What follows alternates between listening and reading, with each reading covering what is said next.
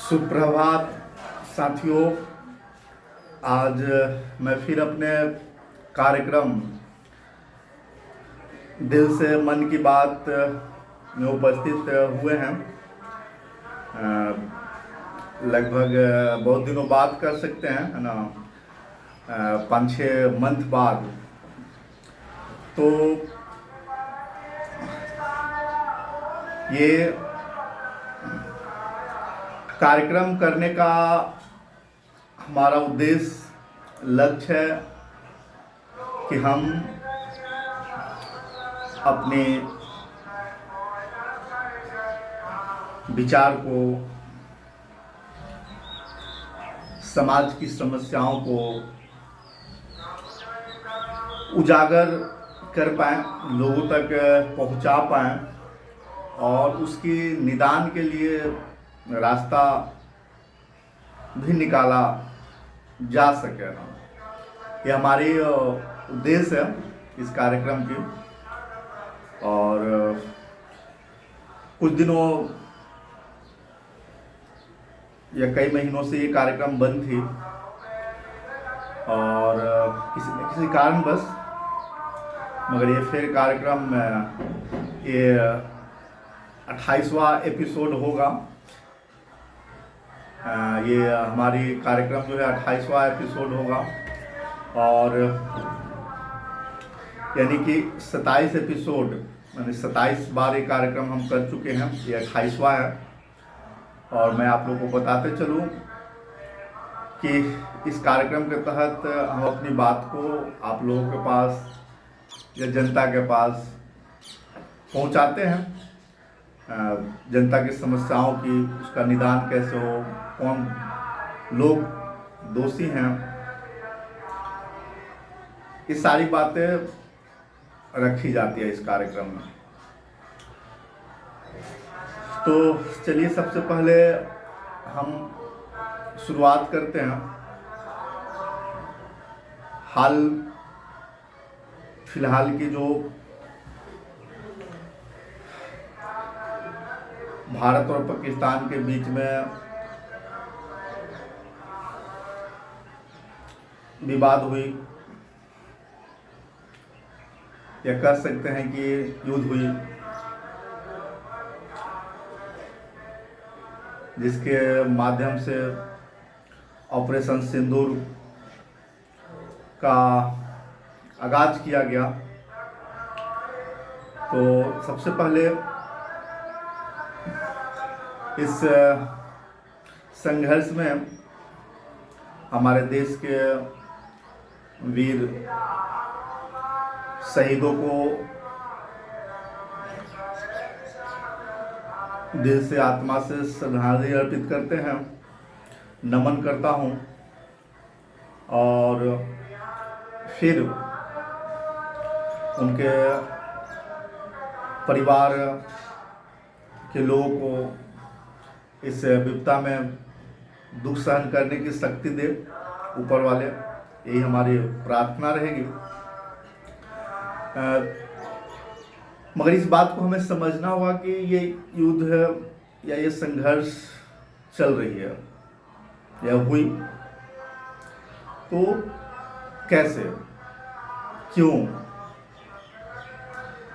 तो अब आए दिन देखिएगा हमें सूचना मिलती है अखबारों के माध्यम से कि बॉर्डरों पे पाकिस्तान हर बार हर दिन प्रतिदिन मतलब गोलीबारी करते रहती है।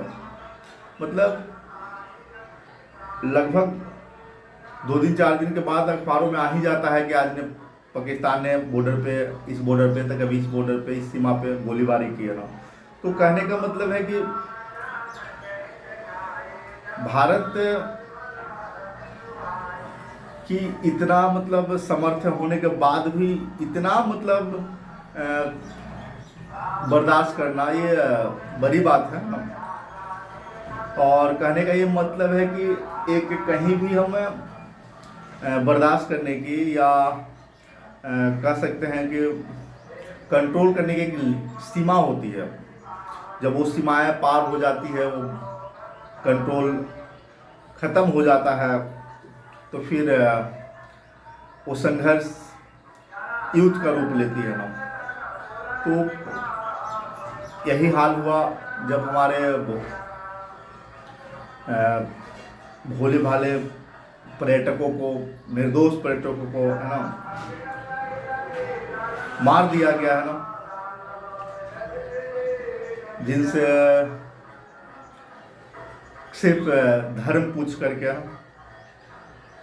तो कहने का मतलब यह है कि सिर्फ धर्म के नाम पे अगर लोगों को मारा जाए या मारने वाले लोग वो किसी भी धर्म को मानने वाले लोग हो ही नहीं सकते है ना। अगर धर्म की बात आती है तो कोई भी व्यक्ति इस तरह का अंजाम दे और धर्म का बात करे तो हम इस बात पे ध्यान देने की जरूरत है कि कोई भी व्यक्ति वो इस तरह का कृतज्ञ करता है तो वो किसी धर्म का हो ही नहीं सकता। कोई भी धर्म हो वो इस तरह की करना में, इस तरह के मतलब हैरत अंगेज, आश्चर्यचकित करने वाली घटना को अंजाम देने के लिए कोई भी धर्म नहीं प्रेरित करता है। मगर जो आतंकवादियों ने, इंसान के दुश्मनों ने ये घटना को अंजाम दिया, वो किसी धर्म को मानने वाले हो ही नहीं सकते हैं। वो चीज़ वो हमारे देश की अमन चैन को बर्बाद करना उनका एक मकसद है। और एक विशेष वर्ग है हमारे देश के बाहर या देश के अंदर कुछ घुसपैठिए जो इस तरह के हरकत करते हैं। तो कहने का ये मेरा तात्पर्य है कि जिस प्रकार से ये युद्ध संघर्ष शुरू हुआ तो इतनी जल्दी, कहने का मतलब है कि भारत को सीज फायर का समर्थन नहीं करना चाहिए। हमारी ये व्यक्तिगत विचार है, क्योंकि फिर उसे सबक हम दिए ही कहाँ। मतलब सबक जब तक हम ठोस नहीं देंगे पाकिस्तान को, फिर उसका हौसला बुलंद रहेगा, फिर वो कुछ दिनों के बाद फिर वो वही अंजाम देगा, वही घटनाएं दोहराएगी। तो कहने का मतलब है कि हमें और मजबूती के साथ उसे कड़ा जवाब देना चाहिए था ना, जिससे वो सदियों सदियों तक फिर इस तरह के घटना को अंजाम न दे या हमारे भारत पे आंख न उठाए। तो मेरे विचार से ये सीज फायर करना इतनी जल्दी 2 से 3 दिन में ही ये सरकार की गलत डिसीजन है। और हर परिस्थिति में, हर वक्त हमारा देश या हम या हमारे नागरिक भारत की सुरक्षा के लिए, भारत के हित के लिए हमेशा तत्पर रहेंगे, सक्रिय रहेंगे और भारत पे आंख उठाने वालों को आंखें फोड़ देने की, आंखें निकाल लेने की हौसला रखती है हमारे भारत के नागरिक, भारत के सैनिक। तो हमें हर भारतीयों को भारतीय होने पे गर्व करना है और हमारा देश किसी भी देश से कम नहीं है।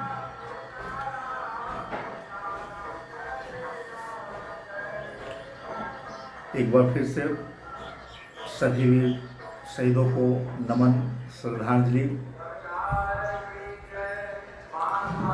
चलिए एक और पॉइंट है, शिक्षा में सरकार की गलत नीतियाँ। शिक्षा में सरकार की गलत नीतियाँ कहने का मतलब है कि आज अभी एडमिशन का समय चल रहा है, एडमिशन का समय चल रहा है और उसमें सरकारी विभागीय लेटर निकालती है, गाइडलाइन निकालती है। ये गाइडलाइन निकालती है कि शिक्षा स्तर को बढ़ावा देने के लिए एक भी बच्चा अशिक्षित नहीं होना चाहिए, एक भी बच्चा ऐसा न हो जो स्कूल जाने से वंचित रह जाए। इस सरकार के साफ निर्देश है, लेटर निकली होती है, हर साल निकाली जाती है। यहाँ तक कि सरकार का आदेश होता है कि जो बच्चे अगर स्कूल नहीं आ रहे हैं उनको घर पे जाकर प्रिंसिपलों को, टीचरों को उसको मोटिवेट करना है, बच्चा को ढूंढ के लाना है, एडमिशन लेना है। यहाँ तक नहीं, सरकार का ये भी गाइडलाइन होती है कि डुगडुगी बजा करके, सभा कर करके, है ना, नुक्कड़ नाटकों के द्वारा बच्चों को घर से निकाल करके स्कूल लाना है, घर घर जा करके एडमिशन लेना है। फिर भी आज बच्चे, हर जगह की ये समस्या है, लगभग हमारे पूरे विधानसभा की ये समस्या है कि बच्चे तो स्कूल जा रहे हैं, अभिभावक बच्चों को लेके जा रहे हैं एडमिशन कराने के लिए, मगर वहाँ पे उनकी एडमिशन नहीं हो रही है, नाम नहीं लिखा जा रहा है। आखिर क्यों? कौन इसकी जवाबदेही लेंगे? कौन क्यों नहीं हो रही है? प्रश्न है कि आखिर ये एडमिशन हो क्यों नहीं रही है? सरकार का साफ साफ निर्देश है कि हर बच्चा को एडमिशन होगी। एक ये नियम हो गई। दूसरी हो गई कि सरकार कहती है यूडाइस कोड वाले स्कूलों को जिसकी मान्यता है उसकी एडमिशन लेनी है। तो सोचने वाली बात है कि हमारे पूरे विधानसभा में हजारों स्कूल होंगे। मान लेते हैं, एक एवरेज लेते हैं कि हजारों स्कूलों में 100 स्कूलों के पास यूडाइस कोड होगा, है ना, जिसको मान्यता मिला होगा। बाकी 900 ऐसे स्कूल हैं जिनकी मान्यता नहीं मिली है, छोटी बड़ी। वो लाखों बच्चे या करोड़ों बच्चे वो कहाँ जाएंगे, कहाँ एडमिशन लेंगे? सोचने वाली बात है। वो लाखों करोड़ों बच्चे वो कहाँ एडमिशन लेंगे, कहाँ जाएंगे? पहली बात कि एक तो सिस्टम का कहना है कि यूडाइस कोड, तो जो 900 स्कूल बच गए या लाखों करोड़ों बच्चे जो हर गांव में, हर कस्बों में स्कूल जो चल रही है उनका यूडाइस कोड नहीं है, तो उनका बच्चे कहाँ जाएंगे? एक तो रास्ता बंद कर दी जा रही है आगे की पढ़ाई की, और वैसे बच्चे, सरकार अपनी सिस्टम में गलत नीतियों के कारण वैसे बच्चों को गलत करने पे, चोरी करने पे, या आप कह सकते हैं कि उनके अभिभावक को जबरदस्ती करने पे मजबूर सरकार या सिस्टम कर रही है। तो जब उनका नाम ही नहीं है रेगुलर या यूडाइस कोड वाले स्कूलों में, तो जब हजारों बच्चे कहाँ जाएंगे?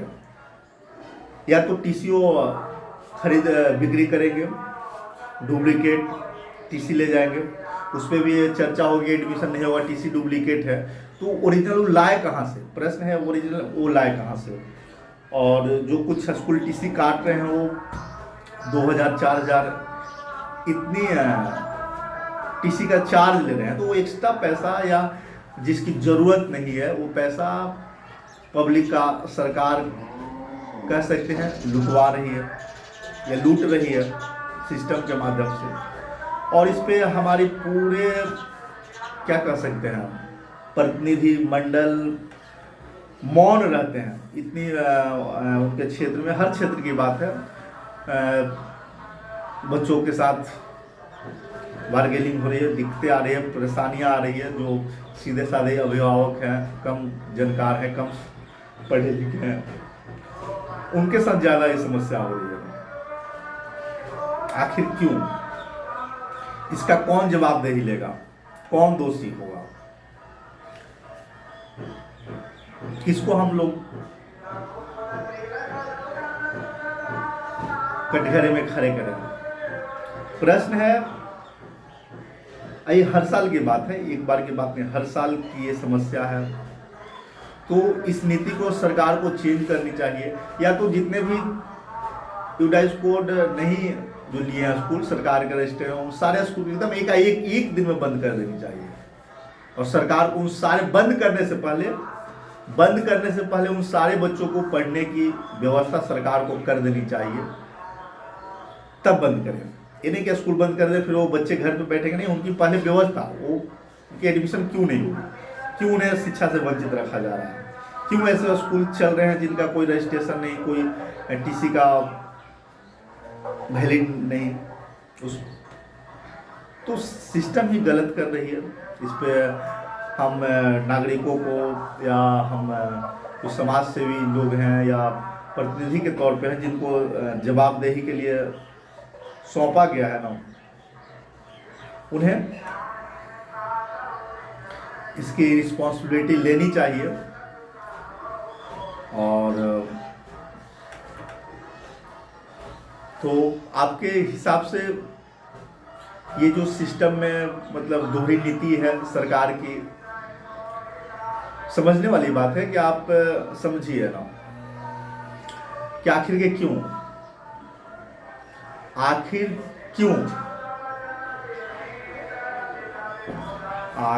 क्यों ये दोहरी नीति अपनाई गई है। हमारे मनेर की ही ले लेते हैं, जहाँ सैकड़ों स्कूल हैं, यूडाइस कोड के 10 स्कूल हैं लगभग, जिसमें 90 स्कूल यूडाइस कोड नहीं है, मान्यता नहीं है। वो बच्चे कहाँ जाएंगे? गलत करेंगे, गलत तरीका से एडमिशन लेंगे। सरकार जब लोग लगा दे रही है तो मतलब 10 ही स्कूल तो है, 10 ही स्कूल पे पढ़ने का अधिकार है बच्चे जब आगे की पढ़ाई करेंगे, मगर 90 स्कूल को तो सरकार या सिस्टम खुद गलत करने के लिए मजबूर कर रही है। खुद तो गलत करने के लिए मजबूर, उनका बाइकआउट कर रही है। वो जहां पर है उनका टीसी का वैलिड नहीं दे रही है, तो फिर वो स्कूल चल क्यों रही है जब गलत है? तो ये दोहरी नीति के कारण समाज गर्त में जा रहा है। इस पे सरकार को देखने की जरूरत है, समाज को जागरूक होने की जरूरत है, इस पे आवाज उठाने की जरूरत है।